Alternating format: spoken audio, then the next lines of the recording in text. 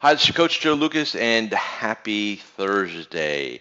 Obviously, a little different scene than yesterday's video, right? No beach this morning, just getting some projects done here. But I do want to thank many of you who really wrote me either personally or through our various social media channels that you really enjoyed yesterday's video, and I'm going to keep doing them because you like them. So today, let's talk about something a little bit different. Let's talk about a little bit more nuts and bolts. So yesterday, Wednesday, I was talking to one of my clients, and we chat, a couple times a month, and they were telling me about this colleague of theirs who, because of DOL and just at their firm, some of the changes that have to happen from a regulatory standpoint, they're going around, i.e. their colleague, sitting down with their clients and literally doing this, and I kid you not. Well, Mr. and Mrs. Clients, you have three choices. You can go into this advisory account, right? You can go into this account with a BICE or an exemption agreement because firms doing exemptions, or you can go in the self-directed account. What would you like to do?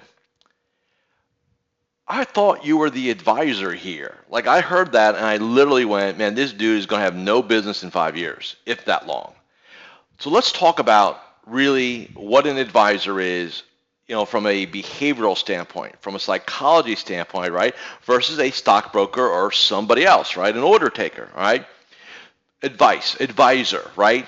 Definition, to give advice. Pretty simple, right? Stockbroker, broker, the selling and buying of a commodity. Pretty simple. I can't make it more night and day than that, right? But here's the thing.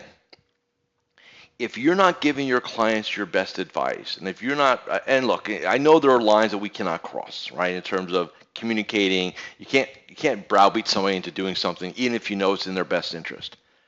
But you better be telling them what's in their best interest. You better have an opinion. You better have a belief, right? Do not defer to your clients what they should do. Because if you start deferring, what do they need you for in the future? If I'm going to have to figure out my stuff on my own, I might as well go to one of the discount shops or one of the robos, right? I might as well pay 10 basis points, right? Or $29.95 or $9.95.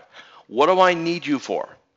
The value advisors have today, and even at a higher level going forward, is the advice, is the relationship, is the coaching, is the education, is the communication, right? If you're sitting there saying, well, here are your options, right, and pick. Number one, that would confuse most people. Number two, they'd be afraid of making a wrong decision, so guess what they would do? Make no decision, right? And you just totally diminish yourself in the eyes of your client base.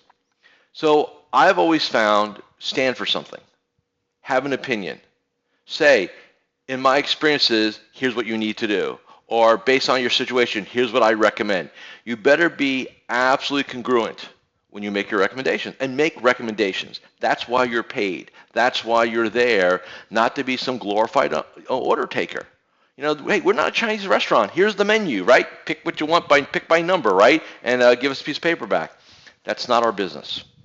And unfortunately, I think there are a lot of advisors out there that don't get that, or they're fearful. Now, why would an advisor kind of, drop here, right, and kind of be the order taker, if you will? There are a lot of advisors out there who do not feel they deserve success. There are a lot of advisors out there who they feel like the client's here and they're here, especially if it's a high net worth individual, right? There's almost like, oh, I can't piss them off, and what if they get angry with me? And say, look, man, if they don't respect you, they're gone eventually anyway. And this whole fear psychology, this whole scarcity psychology holds advisors back from doing their best, from being at their best. Because they're afraid to have an opinion. They're afraid to make a recommendation. Now, I know there's some of you out there and who are excellent at this, right? No problem, you'll fire a client if they don't pay. If they don't toe the line, you'll fire them, right? Or you'll threaten to fire them. And I respect that. I personally would rather tell the truth, say, here's what you need to do, and lose a client knowing that I did the right thing. That's the key thing.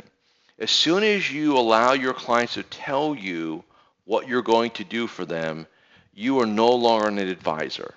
I don't know, maybe you're a salesperson, maybe you're a stockbroker, maybe you're an order taker, but you're definitely not an advisor. So make a decision today to be an advisor, to give advice, to make a difference in people's lives.